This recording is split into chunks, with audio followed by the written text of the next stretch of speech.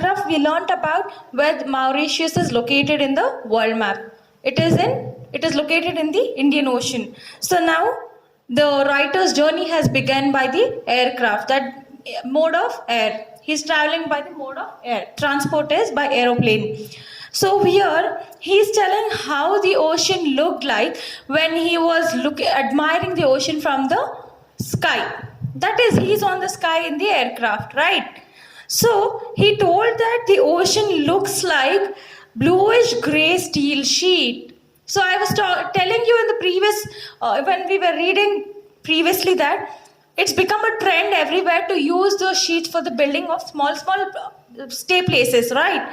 So here the writer is comparing those sheets with the ocean because he feels the ocean looks like a sheet. It's just looking like a blue gray sheet spread on it.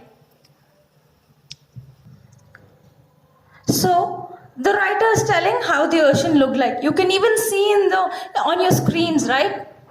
Yes. So it was looking something similar to that. And now, what is there in the sky? There are clouds moving, right? And especially when we are going on a drive, we see that clouds look like candy. And we have the craze to capture many pictures, right? So the writer is also telling that there are many clouds around the aircraft, that is around the airplane. And he's telling that it had very funny shapes. Yes, when the sun is setting, even we find different shapes of clouds. At times we can spot animals. We can spot the pictures of the animals, right? And at times we find mountains and many sorts of things. So he's assuming those to be very funny. See how he's telling?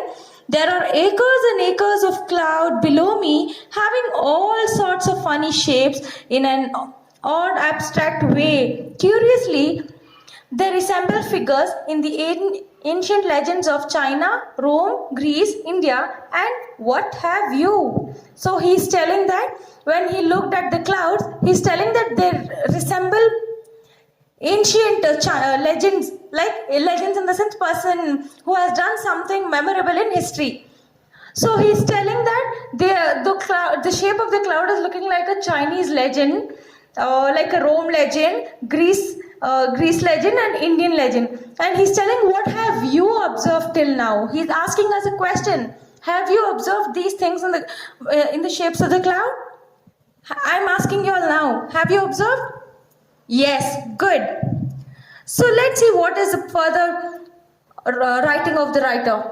I cannot help but drawing comparison, albeit, which means although, ridiculous and rather far-fetched, between my vague observations at 10,000 meters watching the clouds and what I learned of Mauritius later.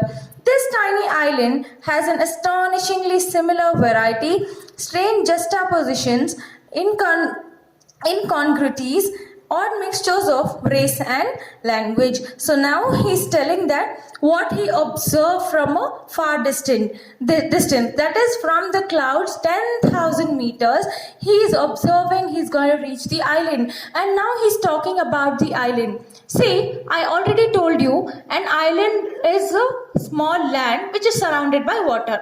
And it is not meant only for one race of people, one religion of people. Anybody can visit because islands have become the tourist place now, right? So why do we visit island? To see the coral reefs, to enjoy the beauty of nature. So he's telling in this island there were odd mixtures. This means there were people from all various parts of the world and they were from different races, different languages, right? See, we Indians have many languages. Americans have English, French, Spanish, and everything. So he's telling that this island was filled with people from all over the world. Here, Africans and Chinese, Biharis and Dutch, Persians and Tamils, Arabs, French and English all rub shoulders merrily with one another and emerge with a peculiar sense of oneness. This means in this island, there were people from Arab country, Arab nation, and there were people from China and Biharis, that is North Indians. We have a state called UP, right? Uttar Pradesh, and there's also a place called Bihar. So over there, people of Bihar are called as Biharis. So people from Bihar and Dutch and Persians, that is people from Persia, Tamils, people from Sri Lanka and Tamil Nadu, Arabs, French and English. These all people stayed together, rubbed their shoulders merrily in the sense they stayed together. Never they made each other feel that they are from other countries. All stayed together as one. That is, they followed the slogan, United We Live. A Tamil, for instance, bears a deceptively South Indian face and a name to go with it to boot. So now he's explaining how a Tamilian looks like. He's telling he has a face look like a South Indian, and moreover, he has a name which is similar to the South Indian's culture. Radha Krishna Govindan is indeed from Madras. I speak to him in Tamil. Now he has a friend called Radha Krishna Govindan, and he's telling that he always conversed with him in the language of Tamil. He surprises me by responding in a frightfully mangled English with a heavy French accent. So now I have a question for you all. Have you ever spoken to Americans? Yes or no? Okay, probably no, because we all are Indians. We use our English, right? We follow one system of English. So now, when you speak to these Americans or French or Spanish people, they roll their tongues and speak, right? See, as we tell, how are you? They're doing, hey, how are you doing? Our languages change, right? The accent changes. The way of their speaking changes. So he's telling that it was very difficult for the writer to manage the English which his friend spoke, because he always followed the French accent. And at most of the times, we do not understand what they speak. When you watch those English cartoons, we are in surprise, what are they speaking, right? And Mr. Govindan has no knowledge of Tamil, and his tongue has ceased curling to produce Tamil sounds centuries ago. So he's telling about Mr. Govindan that he has no knowledge of Tamil. This means his tongue has ceased. This means he has no more practice of speaking in Tamil, because from many years he's speaking in English with a French accent. Understanding? Yes.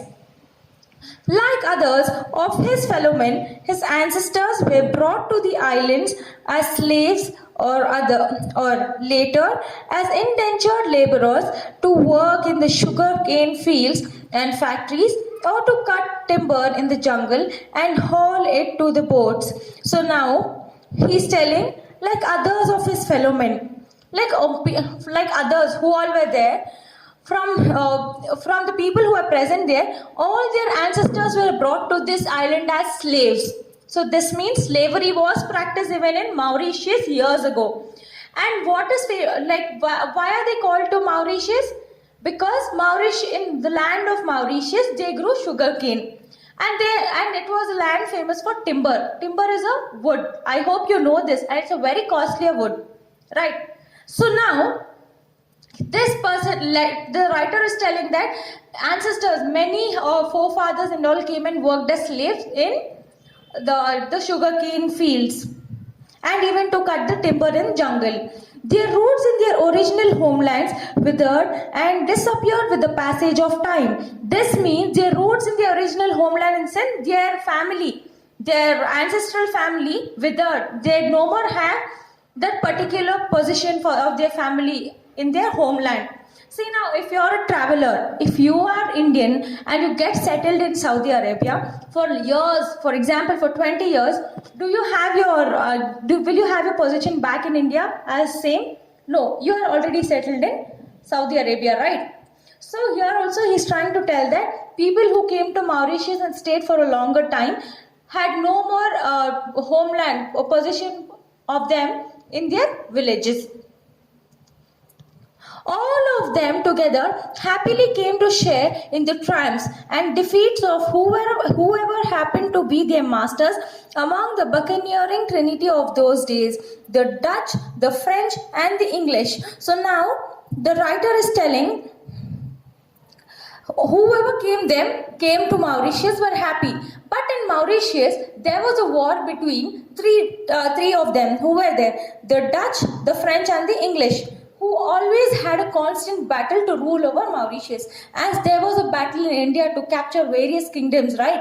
So the same thing took place even in Mauritius, who constantly waged battle for the possession of the island for its spices and sugar. Since this island is very famous for spices and sugar, there were Dutches, French, and English people who wanted to rule this island because of its spices. See, India was also a land filled with too much of treasure and spices. But what happened to us? Unfortunately, we were ruled by the Britishers. They took away all our treasure and made our country to be under developing, right? The same thing has happened with the Mauritius also.